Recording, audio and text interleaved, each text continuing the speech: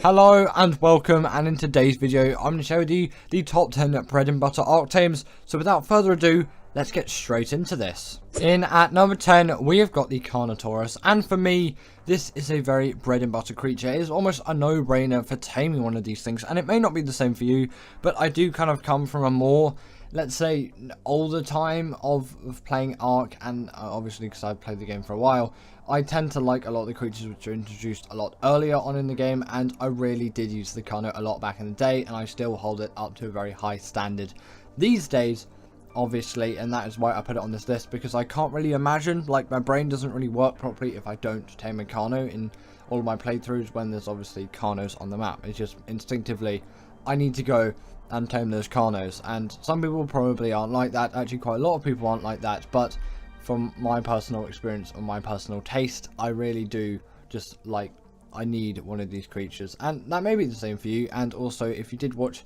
Squid's playthrough of Ark stuff back in the day, then you know he used Carnos a lot as well, and that really did build my reputation even more for the Carno, to see that popular YouTubers at the time obviously were using these Carnos for all their stuff, and it just reinforced my use for them. And still to this day I use these things to bits, and now they do also deal the bleed ability, which is, you know, just a really helpful thing to have, and obviously for you to use, because you can deal even more damage, and their mobility is really decent. Their health is pretty good as well, same as their stamina. It's not like maybe the best in the world, but it will definitely get you by.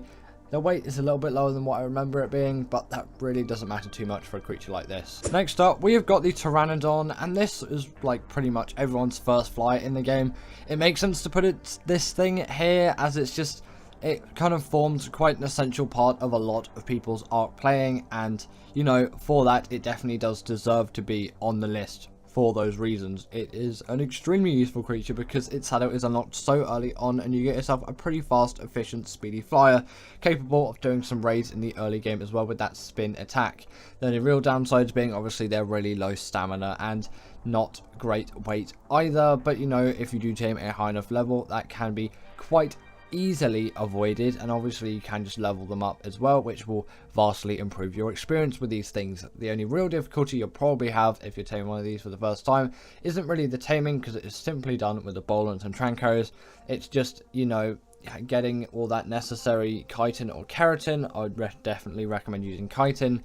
Can take quite a bit, especially if you're playing on official server, because you need 75 of the stuff. The hide and the fiber at level 38 really shouldn't be that bad, because you will have creatures which are able to get that for you.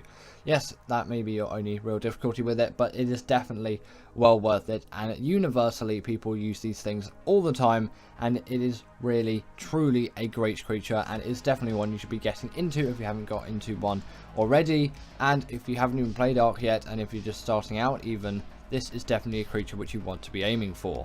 Next up, we have got the Theri, and the reason it's here isn't just because its shadow was unlocked at level 69.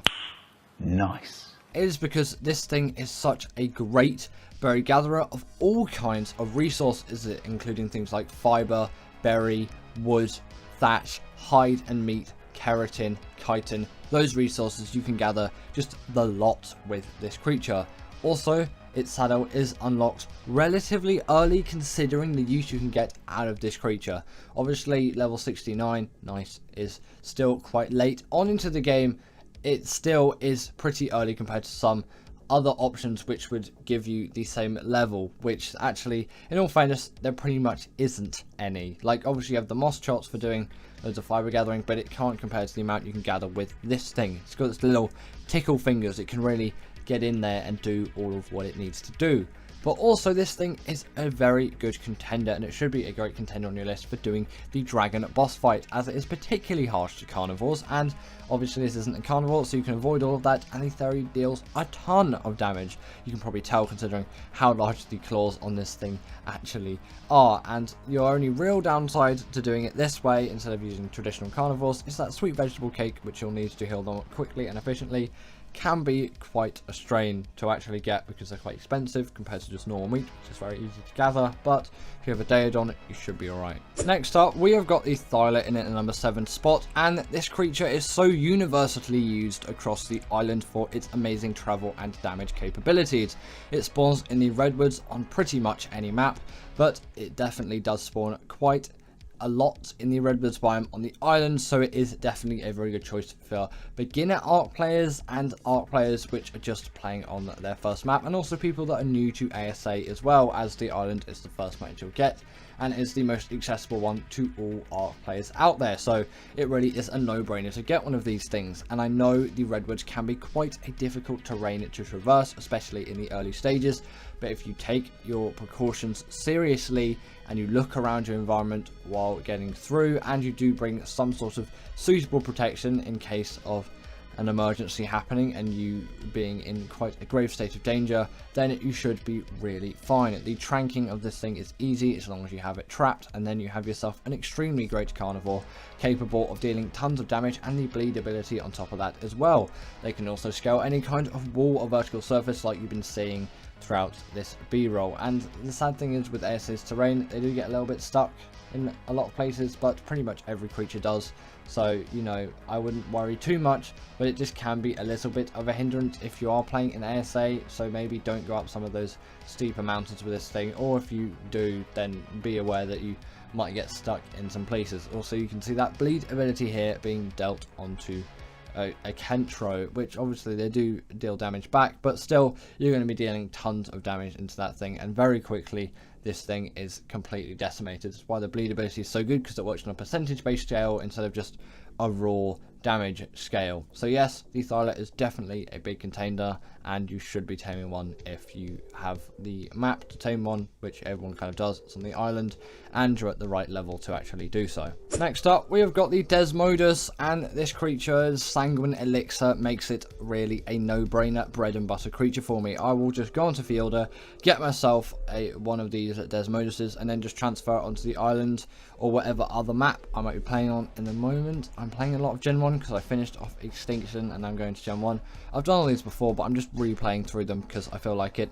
Again, not really playing too much ASA, although I have got an FSR3 mod running on that, so it does run quite a nice 60 now, but still, I'm just kind of waiting for some other maps to come out, and I probably will play the center or when that thing releases, but I'm trying to get Gen 1 done first. Either way, Desmodus makes Sanguine Elixir, is a blood bag farm, has the gliding ability, meaning it's a really fast, speedy fly, can go invisible in the night as well. Couldn't show that because I was in the wastelands biome.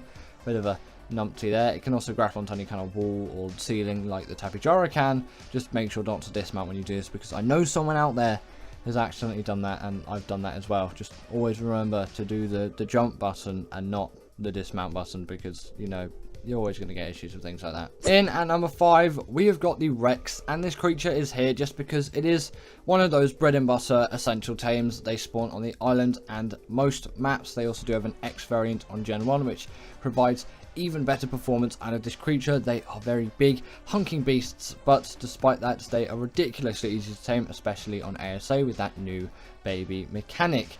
Otherwise, they're just a very simple knockout tame. Just get maybe a 2x2 or a 3x3 stone trap with some ramps on, walk it into it, and then simply knock it out and feed it your preferred taming food. Probably either prime meat, mutton, or the kibble required to do the Rex. Can't remember the kibble system, honestly, because I really use none of it, and some people might be a little bit triggered by that in the comments, but really, I can't be all fast with kibble, and I will just use things like mutton instead.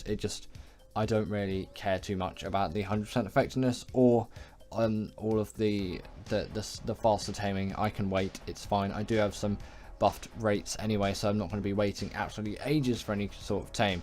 Obviously, once you do have the Rex tames, you've got yourself a immense boss crushing beast with great health stats, a great amount of damage. Is lacking in the mobility side of things, but you don't really need that in combat, and their saddles are relatively cheap as well.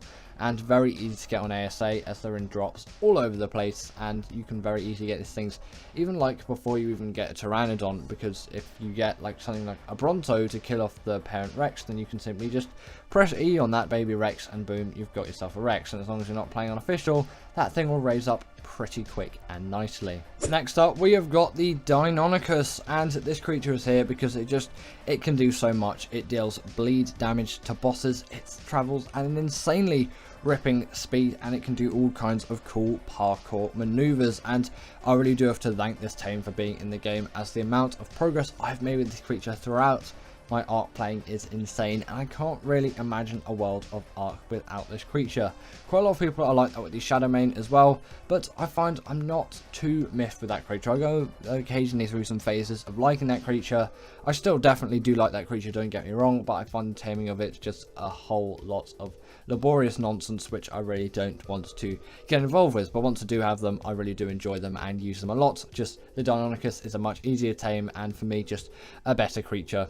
Although maybe it doesn't quite have the mobility of the Shadowmane, especially underwater. This thing doesn't take full damage, it has the pack buff like the Shadowmane, and it deals bleed damage to bosses, which the Shadowmane does not do, and as far as I'm concerned, no other Ark creature actually does this.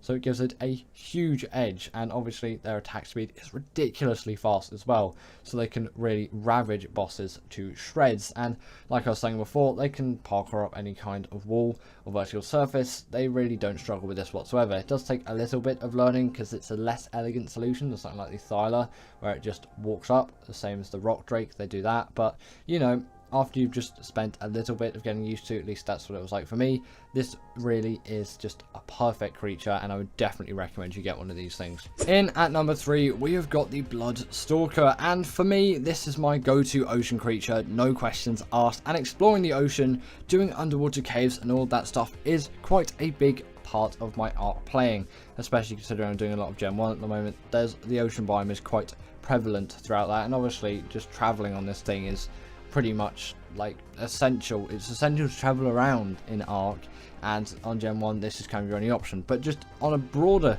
term, across all maps, you can really get tons of use out of this creature for underwater use. Essentially, you can go underwater with this thing, you can skim across the top, and you can travel with such speed, and you can see the aggros of all the creatures as well. It is so helpful to have this, and I've been using the Bloodstalker for absolutely ages now. It's not just I'm Gen 1 biased because I'm playing a lot of Gen 1 at the moment. No, I've been using these things across all of Ark's maps. Maybe not Arboration, but you know, it's always finicky transferring things onto Arboration, so I don't really tend to mess with that map. But still, across loads of maps, it really is a hugely successful creature, and on Gen 1 and Gen 2 you can get so much more out of it as well, in terms of gathering hexagons as well. Those maps are slightly more designed around this creature as well, but still, with that underwater travel, any underwater scenario really does suit this creature, especially caving are found, as you can quickly get into there and get out with no problems whatsoever, because you can really just travel at a rapid pace, and you're so small, nothing really is going to hit you. So it is a no-brainer for me to get myself a Bloodstalker, and that is why it has made it all the way up into the number 3 spot of this list. Now, this is what my classical side will show, with the number 2 spot being the Baryonyx, because I just essentially need this thing to do caves. I won't really use any other creature. I've used creatures like the Shadowmane and the Deinonychus and things like that, but I always come back to this creature. It's probably some kind of weird placebo, but for me, it just does everything I need it to, and it works in such a way that I wouldn't want any other creature, no matter how OP, to do any of my caving needs. This just suits them so well, and it can do the underwater caves quite nicely as well, although that is where I would use a Bloodstalker usually to step in, as that thing is just so good for the underwater caves. But all the land caves, I would definitely get one of these things and then just plow through all of them, apart from on the islands, the artifact of the Skylords, because you know, you can't really fit any decently sized creature into that unless you want to take a dung beetle with you, I guess. But obviously they still can be extremely useful in the underwater caves as well. I did used to use them a lot. That spin attack does come in real handy. Just, you know, the Bloodstalker's overtaken it in that aspect for me. And people nowadays will be using creatures like the Shadowmane to do that, and that is definitely a very viable creature. But for me, the bread and butter, the basic one that everyone really should have, is the Baryonyx, and that is why it is in at the number 2 spot. And in at number 1, we have got the RG, and this is just the most bread and butter tame out there for me. It is the basic, it is the essential Argentavis. I cannot imagine an Ark playthrough or an Ark world without this creature being in it, which is why I always chuck it in the #1 spot for any of these lists. Firstly, it spawns on the island, therefore it is an extremely accessible tame for all players out there. It is a very easy tame, which can just be tamed with 2 wooden foundations, 2 wooden ceilings, then that would make, do the maths on that thing, 8, 10 wooden door frames, just some train carriers and a bow, and obviously there's sewing materials to make the saddle, and boom, you have yourself a perfectly tamed archer. You don't even need the trap, it just makes it significantly easier, and also having a Pteranodon at your disposal as well will make it easier because it's easier to aggro it over. But depending on your setting, it may already be on the ground, and it's a very easy grab. And once you've got that, once paired with something like an Anki and a Dodic, you can farm tons of metal with it, especially considering its weight reduction on things like metal, crystal and obsidian.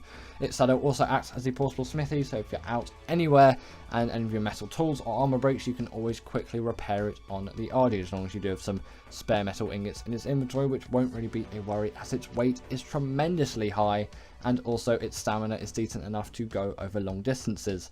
Also, if you kill any creatures, eat their dead bodies, you can have a nice neat little regen buff, and you can carry an extra small creature in its mouth. Just do with those abilities as you please, I guess. And give it up for our patrons, Ekaterina Puchkova and Karina Thorn, Dominic Maciejewski, sorry about that name, and everyone else that's on this list. All the people I've mentioned are paid members, and if you feel like that's something you want a shout out at the end of the video, go join the Patreon or become a paid YouTube member.